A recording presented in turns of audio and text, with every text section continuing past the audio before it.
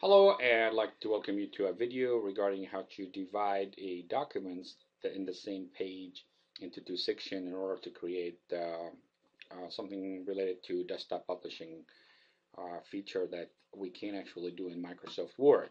But before we do anything, we need to make sure that the show and hide characters or icon here is showing because we'll be able to look what we actually doing, and if we do have a tab we'll be able to see that we have pressed it.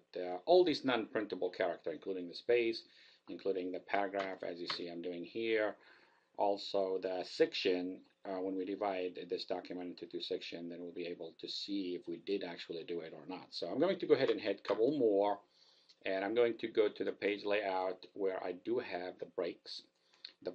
I needed a continuous break because I want it to be still in the same page. Of course, you can have multiple type of breaks, and they are extremely helpful, especially when you're writing a manuals or books, where you could actually divide chapters by section, so you could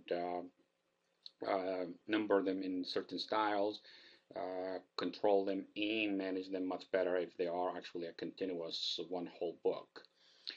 To go back to our story here, we need to go ahead and divide this, as I did, actually two sections. This section can be a whatever I want, and this section is going to be whatever I want.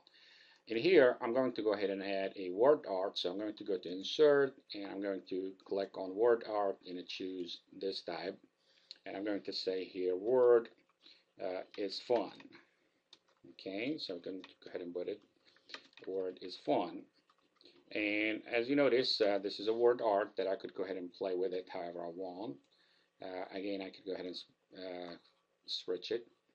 I could change the background of this to any color I want. You could choose, of course, picture directly to. You could grab it from anywhere you want. I wanted to grab one of those pictures. I don't want to open anything that is private, but yeah, that's my kids. This is a good one where we have actually some food in the back if we choose to do it. Of course, that's maybe not the best picture that I could use, but you could go ahead and choose a picture to be put in the back of this. I usually have it calm colors. I do choose things like of that sort, and as a result you see that I was able to do and control my word art in the way I like to. So if I wanted to go ahead and change the effect of it, so you would notice here, maybe that's a little bit because it's going to attack the second section, so maybe I shouldn't do it. So I'm going to go ahead and do undo, and we could go ahead and continue with the second section here. I wanted to use actually a fake function text, a function that has rained, and of course in the real world you have to type your own text, but here just to save us some time, I'm going to say rain in parentheses of, again, 4 is for paragraph 6, comma 6 is 6 sentences.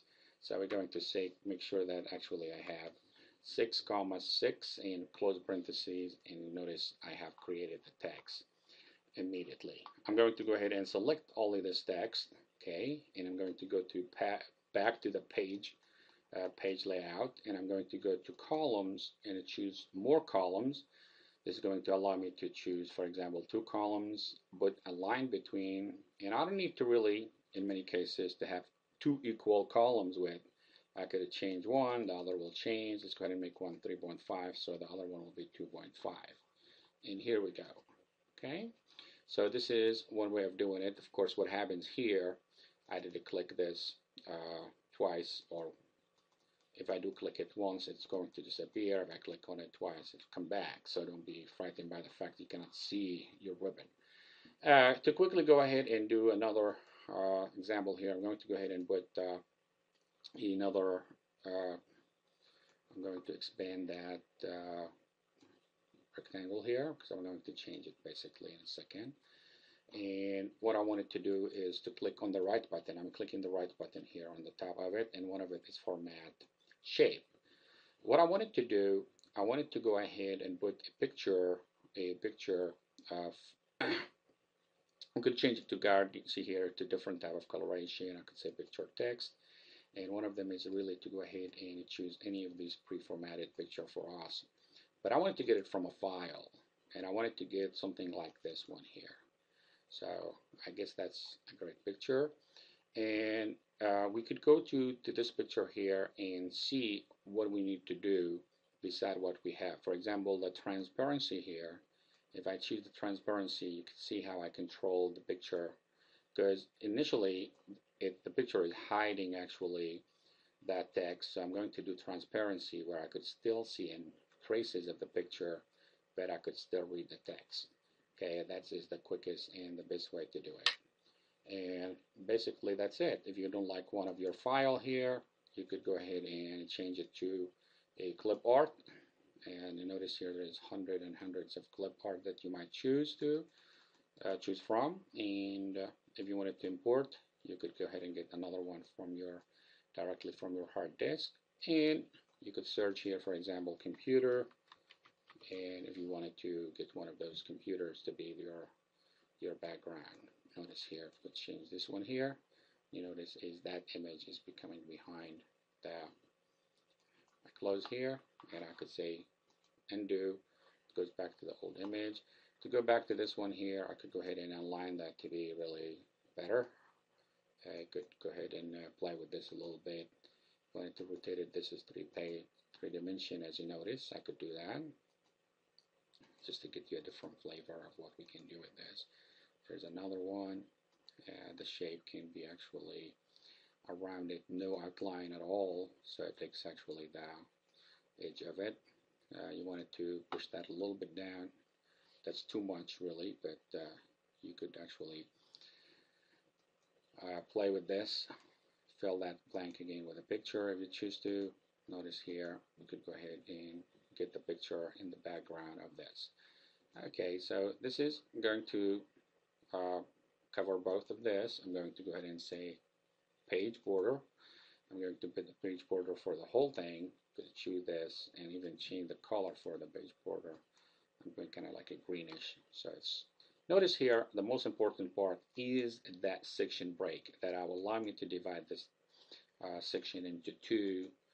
This document into two sections. The section one, which actually had complete usage of the width of the page, and the second one we divided that width into two columns. Alright, so this is really basically what I want. One thing I would like to show you here, if you really drag this and go to this one here, and I'm going to go to the home, and you could actually take this word here and change it to be bigger, but there is a better way of doing it, which is, I will show you in a second how to do it. All the click that I clicked actually taken slowly here, but what we're going to do is to go ahead and click the cursor here somewhere in the middle, go to insert, okay, and we're going to do actually drop cap, which is this one here. As you will notice, it's going to make it a drop cap for 3. You could change the number of the line that you want. You could go to the home and even change the font if you choose to do that. See here, and not only changing the font, you could go ahead and change the color if you choose to do that as well.